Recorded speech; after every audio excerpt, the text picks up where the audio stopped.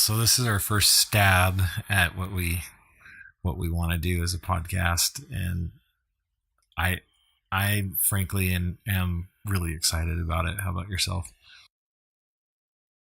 Yeah, it's a long time coming. It's been a lot of work, a lot of ideas, a lot of fresh new content that we want to deliver. So yeah, it's gonna be awesome.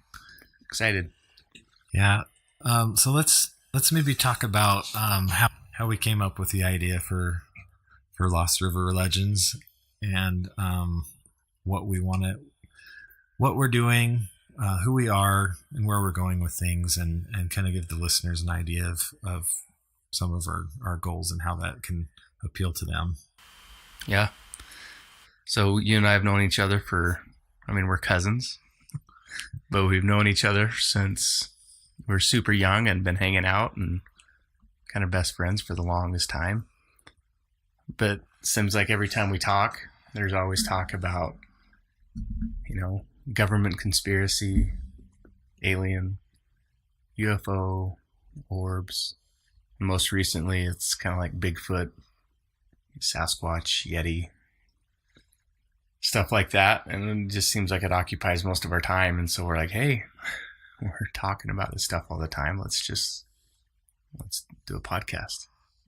Yeah. For me, it's like the entertainment value of some of these stories that we're picking up, whether it's an old coast to coast story or something on Sasquatch Chronicles. When we, getting that new information and the new latest and greatest stories. I mean, how many times a week are we like, dude, you got to listen to this. This is like new information, and we just kind of thrive on that. For me, it's not so much like proving one way or another. It's more just, for me, the entertainment value is there, and I'm open-minded to, hey, we don't have everything figured out. We don't have all the answers. So exploring some of these areas is something it's fun to do. Yeah. Yeah. It seems like every time we talk, we're always talking about the latest and greatest show that we've heard off, like you said, Sasquatch Chronicles, Coast to Coast, conspiracy broadcast, whatever. So there's a ton of different things out there that really kind of boggle the mind. You don't have answers to. We have questions about.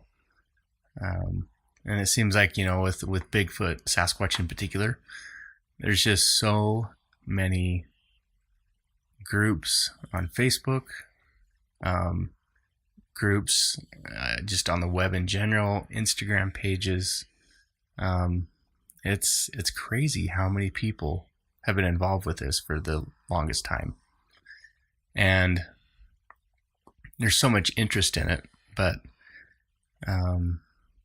there's still so many questions, because the information we do have, that just leads to more forks in the road, more unanswered questions. And I think that drives the community to want to learn more. Scientific community like Meldrum and Grover Krantz, to develop a platform that everyone can kind of spring off of, and a base that everyone has under their feet that they can walk on as they explore this topic. I agree, and I think the scientific basis it's really interesting to see that there's enough evidence, there's enough stuff to look at. There's footprints, there's hair, there's eyewitness accounts don't count as scientific evidence, but when you get enough of them in kind of in a grouped area, that anecdotal evidence kind of points to other things. There's different things like that. I think there was a post last week, a deer up in a tree. Like, we're getting more and more of these photo and video evidence that kind of makes you scratch your head. It's so funny though, because it's like people always group this together with UFOs, and it's like, UFOs, there's not any clear footage. It's always this blurry thing that doesn't focus, and gosh, why can't that person get a better photo? And it feels that way with some of the Sasquatch stuff. But I feel like there's still enough to like spur on more intrigue in it. Yeah. So that's kind of, Well, and you're kind of led into something that I've been thinking about lately is like in the Bigfoot community, this Laura Krantz wild thing, right? This year, a new podcast that just came out, and she was an old NPR producer and super high quality podcast. And as I was listening to her podcast, it really drove home that there's so many types of groups within the Bigfoot community. You got Dr. Meldrum and Dr. Krantz, John Bendernagel, John Green, and others that are very scientifically based.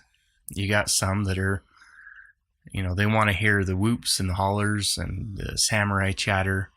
You got some that are footprint aficionados and dermal ridges. And then you have some that are just, they're cut from a completely different cloth. And they're like, yeah, Sasquatch is a being from outer space, and it's interdimensional, and we can mind speak with it. And so there's all these different layers in the community that have separated all these groups from each other. And I think the common goal with all of those, this line that connects all of them, is the search for truth about what it is, why they're here, like what's their level of intelligence. But at the same time, there's this separation of, well, this is my specialty, and I don't want to understand your specialty. And the other guy is saying, well, this is my specialty, and poo-poo to your, whooping and hollering and tree knocking. right. And I feel like that drives a wedge between the groups that should be and can be, I think, fixed. But everyone's got to get on the same page. Otherwise, we're all just kind of spinning our wheels in these little areas of interest that we have, and not really making a ton of progress, in my opinion.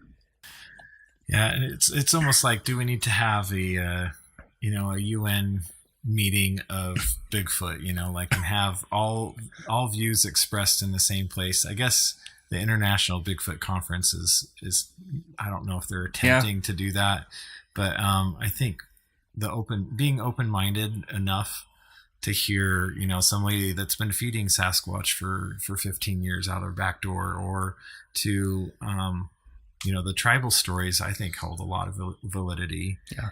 There's the whole tribal Bigfoot angle. Hoopa, the Hoopa Project. And and that's the thing is you gotta pay credit where credit is due in each of these different angles, and not discount it for what it is, right? Like my experience, some people would be like, oh, well, you didn't even see it, Yeah. You didn't even know that's what it was. You can't corroborate, evidence on that. But I 100% feel like it's a Bigfoot encounter. Mm-hmm. And Christina and I, we feel 100% that that's what it was. That it wasn't anyone else messing with us. Well, and that's the other thing is there's going to be so many people, whether it's scientific, if they're in the media, if they're part of the UFO movement, whatever, that do turn kind of a stink eye towards Bigfoot.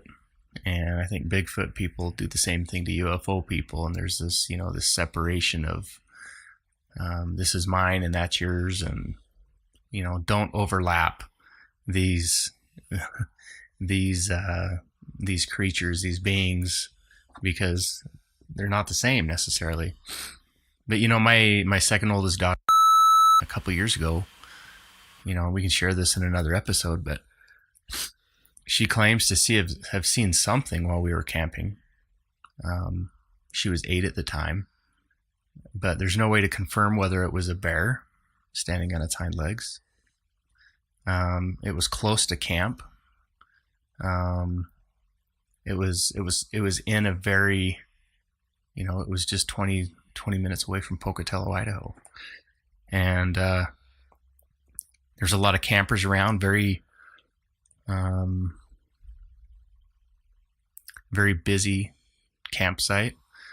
And that's not typical bear behavior to come that close with all those people, all the noise, all the activities. And so anyway, we don't know what she saw.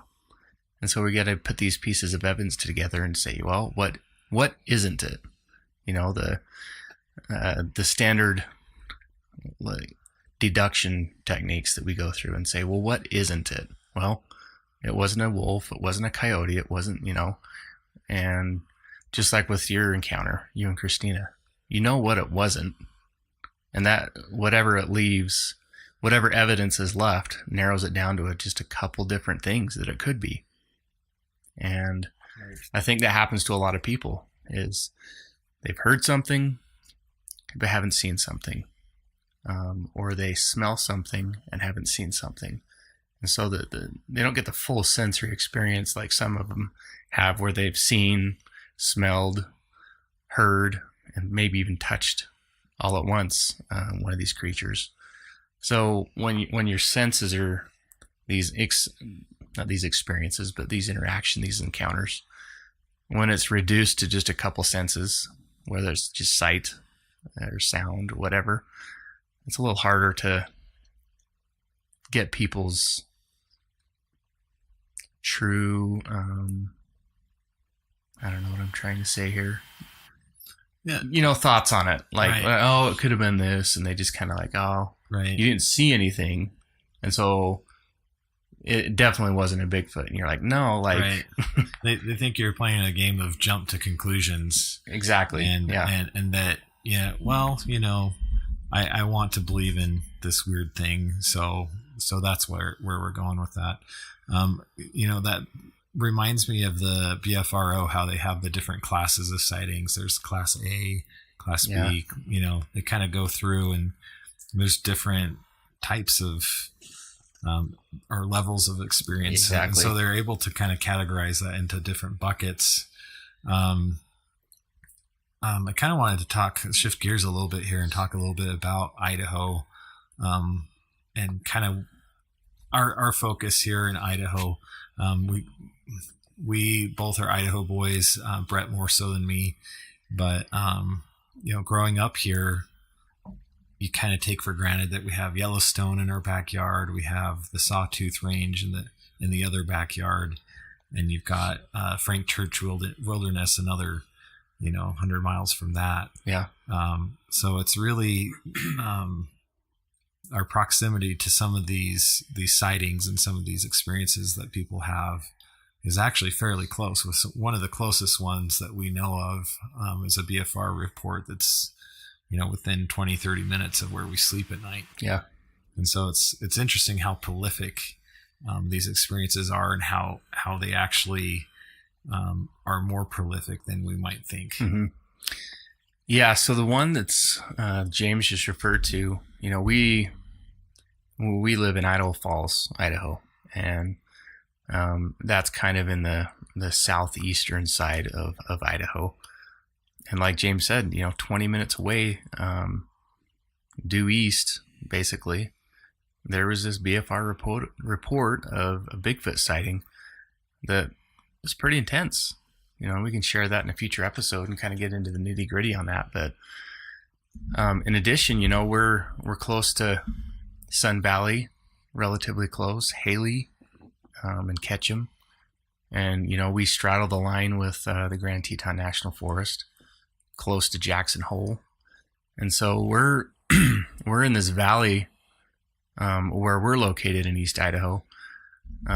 We're located in this valley that's basically surrounded by some of the most beautiful places in the Intermountain West, and some might say in the United States, with the Grand Teton National Forest. You got Yellowstone, you got Utah right underneath our feet down below, and the Sawtooth Range on our left, due west. And yeah, just tons of places that these things could be. Not only Bigfoot, but there's other legends out there in Idaho that we want to explore, we want to pursue, and kind of vet out and try to understand exactly what's going on and what kind of truth is. Do these things hold? What kind of validity do we have going on here? Right. Some of these legends, I was reading about a legend the other day about the Shoshone tribe, I believe it was the Shoshone or the Bannock. So the Shoshone Bannock tribe is actually in southeast Idaho, but they were talking about the Owyhee area. That's the southwest corner of Idaho, and I had never really looked at that place on a map. But they have legends of dwarves out there with tails. There's legends of why and how the Hell's Canyon was formed. And Hell's Canyon is it not the deepest place on the continental U.S. next to the Grand Canyon? It's I don't know, almost a mile deep. That's crazy. So they're talking about how their legend is that they had some kind of bad god or bad entity that wanted to take their children, and to capture them, their gods dug a trench and filled it with boiling water, and that's basically how these mountains became mountains over there. Mm-hmm. Now, I mean, it's kind of steeped in a lot of probably symbolism and many years of being handed down, and I'd like to trace that back more to kind of where that relates to today. But that's the thing about legends, is they over time they fade, and some of these things that happen today, like we have the best ability to document them and to talk about them and talk through them. Yeah. So that there's not so much lost over time. There's not as much question about, well, what really happened. We really don't have any excuse to not document everything that's going on around us. With the advent of cell phones and internet and how the web has connected the world. I mean, we can share sightings of UFOs or alien stories or Bigfoot or different things instantaneously with people across the globe. People put their feelers out there, but going back to the that Indian legend that you just referred to, in the American culture, and I think everyone across the world, any civilization, any group of people, doesn't matter your race, your religion, your color, creed, doesn't matter. There's going to be legends and stories that have been, we got the Tooth Fairy, we got the Sandman to help you go to sleep. There's these things that are obviously silly and don't really hold much water, but sorting through those historical accounts, and historical documentation and the stories, especially from the Native Americans, there's got to be something to it. There's got to be a form of truth around it that is steeped in some kind of symbolism that has to be true at some point, at least partially true. But sorting through all that junk, all that muck, you don't want to offend people. You don't want to throw people's traditions and all these legends out the window, but at the same time, you really want to make sure you're understanding, things as they really are, truth as it really is, and what really is going on. And I think that's part of the journey in searching out these things. Yeah, I don't think there's ever. I mean, as much as we want to definitively have, proof and this is exactly cut and dry. I don't think that. Even going back to some of the legends and there's intricacies that overlap. There's pieces of evidence that kind of corroborate different legends or that kind of give credence to them. But so let me throw this curveball at you. So I think we're both pretty big into conspiracy and government cover up and historical falsification of America, of certain civilizations in the world, that we really don't know the full extent of what really happened with these people, whether it was hundreds of years ago or thousands of years ago. That information is just lost over time. But positing a question, what if some of these legends, these stories that we hear about, maybe they hold more water than we really know?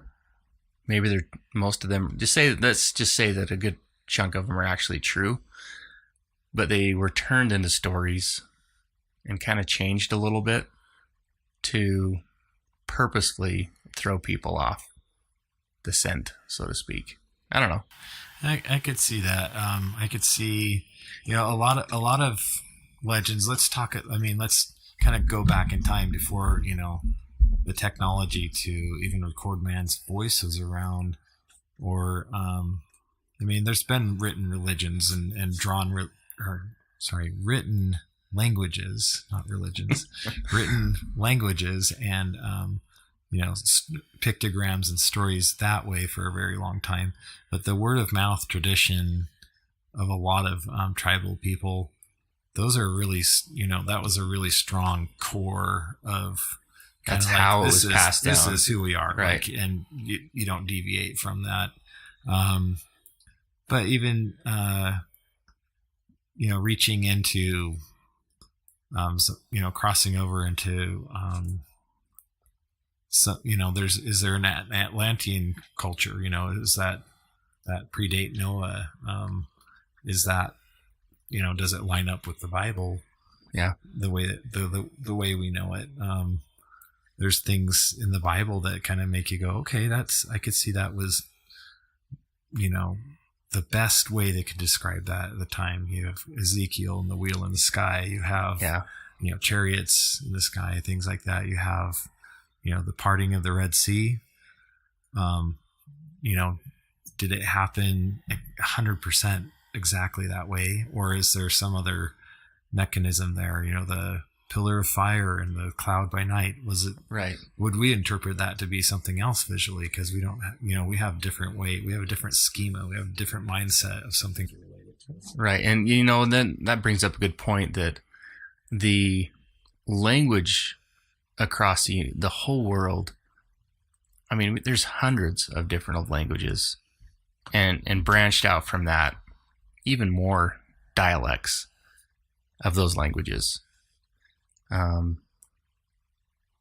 And that's one thing that I think some cultures, some people struggle with, is there's not any words to describe. You say a pillar of fire. Was it a pillar of fire? Or is that their best explanation? Or the best interpretation of the translation that we have? So what actually happened? Well, it could have been a pillar, but maybe that language barrier, the limited use of that explanation of that word in describing what those people saw, could be something completely different.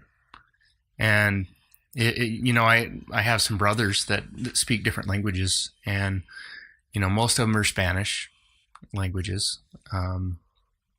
But they understood and they learned these languages at different points in their life, different places in the world.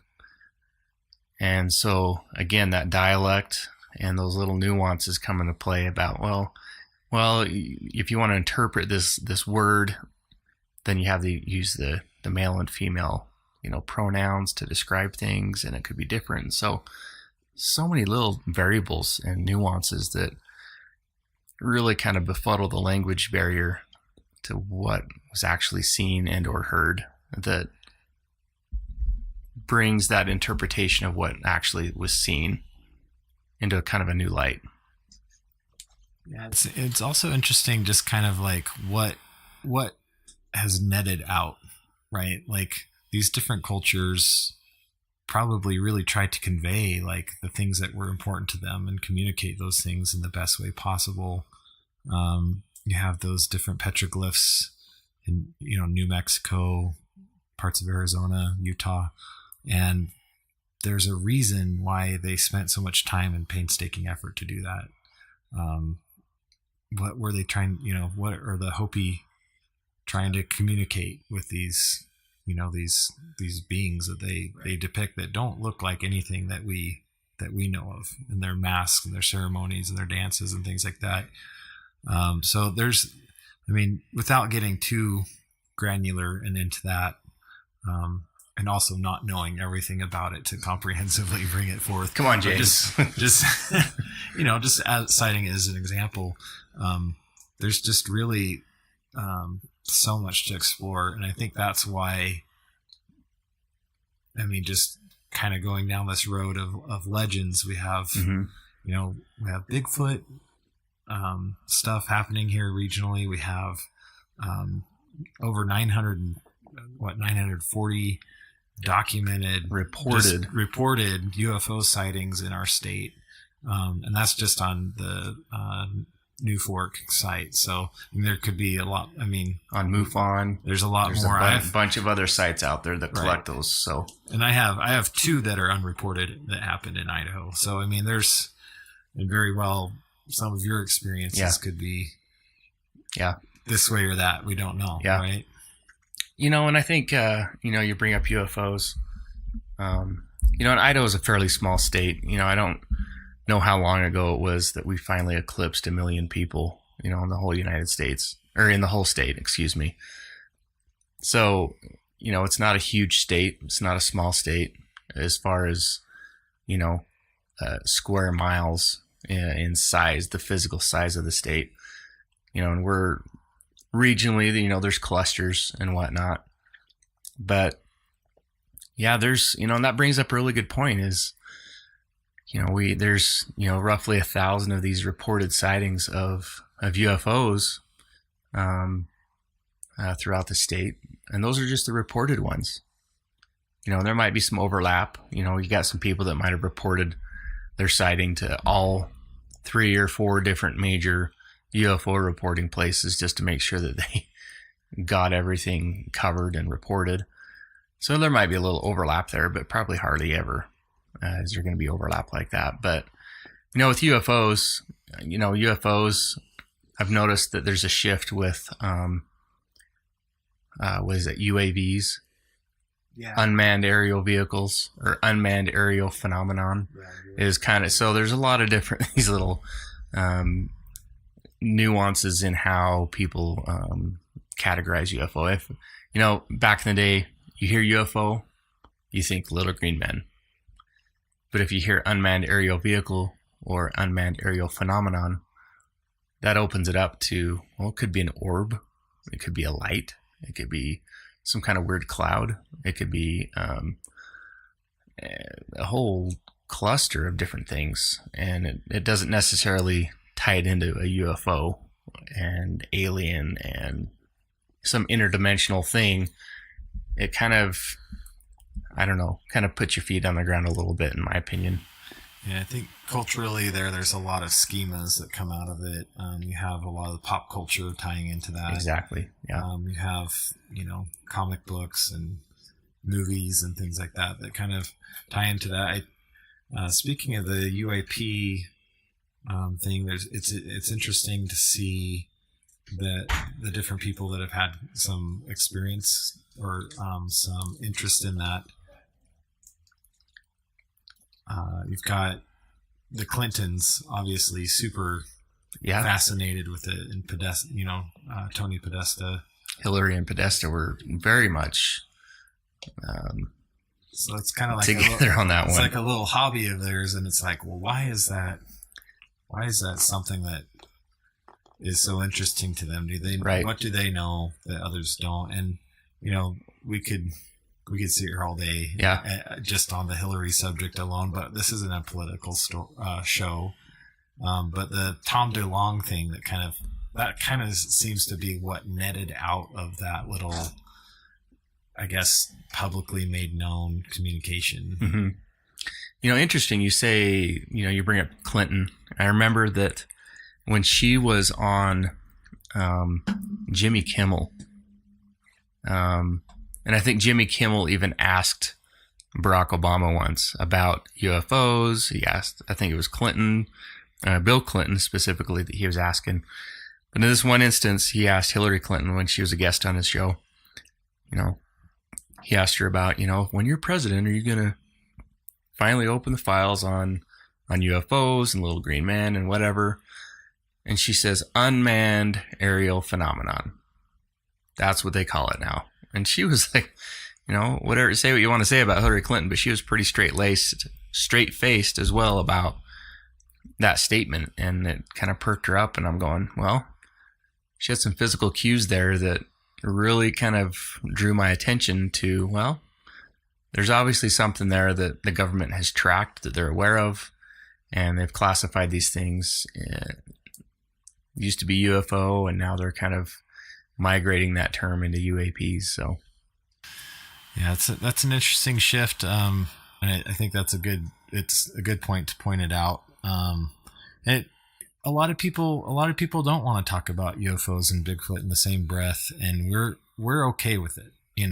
We're not saying one came from the other. Yeah, they're not one and the same. They're not one and the same. Yep.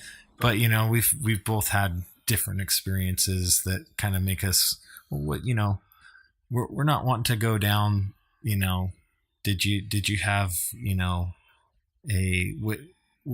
was it Whitley Strieber experience, or like a Phil Schneider? Yeah, or Phil Schneider, or that's a can of worms, right? Yeah, there. That's a can of worms. Or going into like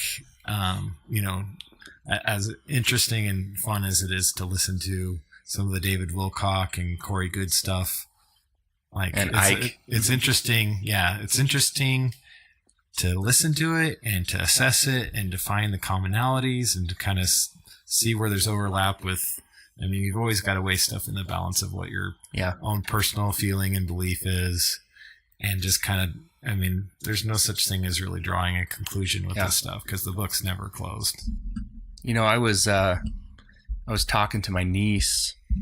This was a few weeks ago, and she said, how did you get interested in Bigfoot? I think I'm known in both sides of my family, my wife's family and my own family, that I've always been interested in it. But in the last, I don't know, maybe 5 or 6 years, maybe more, it's really started to kind of catch hold of me more, and I've kind of pursued it more, because before I kind of brushed it off and I was like, well, that's kind of weird, don't really know if it's true or not, but cool. I remember the Patterson video, and I was always impressed with that because it just looks so real. And then other stuff started coming out. But she said, what got you interested in Bigfoot? And I says, well, I always, with our, we're both Christian, and I told her, I says, my understanding of things, whatever it's Bigfoot or something else, I always have my feet firmly planted on the ground.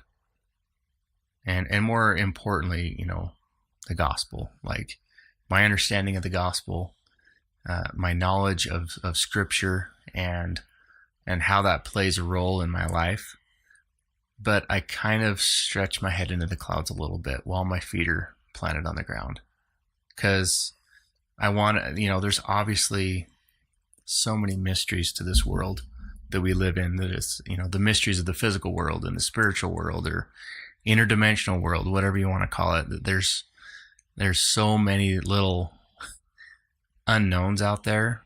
We could spend a lifetime pursuing them, and we wouldn't be able to understand much of anything. Our minds, the physical build of our minds is quite limited to even computing some of the knowledge that we have, that computers do for us. And so, these computers and these software and algorithm and AI, these are extensions, sadly, of our limitedness in our understanding and our limited way of processing information and all the input and output. But I think that's a good thing is, we want to be rooted down in something, whatever that is, if it's religion, if it's science, whatever, that there's some kind of a foundation that we can build off of, but we don't throw away the things that mean most, the religion and the gospels. That's just me. But you gotta kind of stretch your head up in the clouds a little bit and research things and try to understand things that are around you that don't add up, don't make sense. Well, and that kind of brings it back full circle to the beginning of me saying, hey, this is, it's an entertainment thing to me. Yeah. But it's entertaining in a way that makes you go, what if that is this way? And, people that are experiencers, it changes them. It changes how they behave. It changes, they get the PTSD. They get the whole, I can't go back into the woods anymore. This really happened. People give up hunting. Yeah. I mean, how many hunters do you know would give up hunting? Yeah. It's a passion for a lot of people, and it's an investment. I mean, you got a lifetime of experience. You got, fathers and grandfathers that have taught their kids these things, and their kids grow up loving it and living and breathing the outdoors and a species identification, and being able to dress out an animal and feed your family and understand the world, the physical world around them as they're out in the wilds. And people give that up because of things they've seen. And not the average person would do that. And that lends a lot of credence, in my opinion, and I think in yours, that something traumatic happened to these people that they can't explain. And they're fearful to step foot back in the forest. Yeah. Just thinking about, I don't know, my mind was kind of going on a little bit of a tangent while you were talking there, but I was thinking about how hunters really have a very well-tuned set of senses that they're using. And part of it is identification. They've got to keep the rules. They've got to know, hey, that's a buck, that's a cow, or that's a mule deer, or this is a whitetail. Yeah. I've got a tag for this and not for that. There's always the guys that break the rules, and there's always, stories of that. But you have the general run-of-the-mill people are pretty good at knowing, hey, that's a black bear over there. I don't want to go over there. Or, hey, as far as animal identification goes, these really are, junior biologists in many rights. And, and to be fair, there's going to be a population of people that are breaking rules. They're drinking while they're hunting. There's accidents that happen. But there's also, every now and again, there's going to be misidentification of an animal. Even these hunters, there's various tiers and levels of experience out there, and age and gender and, different variables that interplay with this. But, there's going to be some people that, I shot the wrong animal. It looked like it was this. That's what I thought it was. My bad. Got to talk to the powers that be and, beg for forgiveness. But, and I think, we're sitting here and we're looking at a map of missing 411 from David Paulides. And David Paulides, he's a huge proponent of these missing people that go missing in the wilds of North America. He's a big proponent of the hunters, especially, and saying, these guys are just not going to make a mistake. They know how to take care of themselves out in the wilds, and they know first aid, and they know safety, and they know, proper gun control, and, these guys aren't going to make mistakes. And part of me has a hard time with that. You look at the news, and there's a lot of hunters that make mistakes. There's a lot of hunters that get injured or killed because they make mistakes. They shoot the wrong animal. And so, there's a guy in, I think it was Montana, maybe it was northern Idaho recently. He and a guy were just young kids. They were in their 20s. And this just happened this week or last weekend. They shot a bear up a ridge, and it rolled down the ridge towards them. And as the bear, it obviously was dead. As its body was rolling down the hill, then it dislodged several rocks, boulders on the way down. Well, one of these kids got hit with one of these boulders and then subsequently got hit by the bear after it rolled down.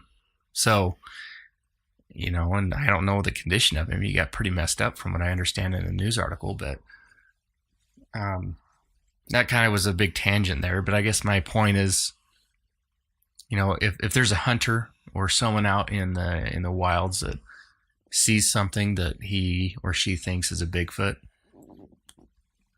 pretty good chance it is. But sometimes if they hear something or they smell something, doesn't mean it's a Bigfoot necessarily, sure. Right? Like, Bigfoot's not everything and everything's not Bigfoot. Yeah. And so I feel like you really got to go through that checklist and say, what's, the process of deduction? What isn't it? Go through that. And then what's left? It could be a Bigfoot. I heard they make these noises. I heard there's this smell associated with them. I heard that there's infrasound or whatever they call it that could impact you physically. And yeah, those are some really interesting points that you bring up there. Just kind of rounding things out here, we're doing our best to get a hold of some really interesting guests, and we're super excited to get a hold of these people. We're just we're full-time providers. We have families, kids, and so this is for now our hobby, but we're super excited to just have bring some of these stories, to light, and then to bring them to you. And so that's where some of our excitement goes. We'll be, by now our site will be launched. So lostriverlegends.com. And if you have a story that you'd like to share, you can contact us at lostriverlegends@gmail.com. And we'd love to hear from you. If you don't want to do that, we also have Facebook and an Instagram channel. Just look for Lost River Legends and you'll see our logo and recognize that. We also have the social media links, to YouTube, to Instagram, to Facebook that's on our website. So if you don't find us on social media for some reason, you can definitely look for our website, lostriverlegends.com, and find the social media links there and navigate to those pages. Yeah, so we just starting off here, and we'd really appreciate some comments, some emails from you. If you found us, we're happy to hear any feedback that you have. And again, this is not something we're not going to say, hey, this podcast is 100% this or 100% that, or going right. It's not pegged as it's this. It's not pegged. Yeah. We've got some really interesting guests lined up, and we'll see where that takes us. And we're super excited about those things. Yeah. Yeah, we're definitely excited. I know for myself, there's been a lot of work in the last few weeks as we've really tightened up this whole podcast, and there's a lot of work involved and late nights and it's interesting. But yeah, we're pretty open to several different types of encounters that people have had, whether they're Bigfoot related, UFO related, or anything else in between and or around those things. Doesn't matter. So we know that people have had experience different things out there. Some people are more comfortable speaking about them than others, but we really hope to preserve some of these stories that are out there. And we know that there's people out there that haven't shared a lot of their encounters or their experiences with very many people, if any. And we want to be able to find those people and try to get those stories out so we can document them and preserve them and share them so people know the truth about the world that's around them. And maybe it won't be all rainbows and butterflies like they think it is. Well, when you go into the woods, you want it to be that. Yeah, exactly. Thinking that. But yeah, thanks so much. If you've listened to this, congratulations. You just got through about 40 minutes of us droning on, and we really appreciate it. I speaking for myself, I tend to drone, so that's just me. But so yeah, James and Brett signing off, and we look forward to bringing some episodes to you guys.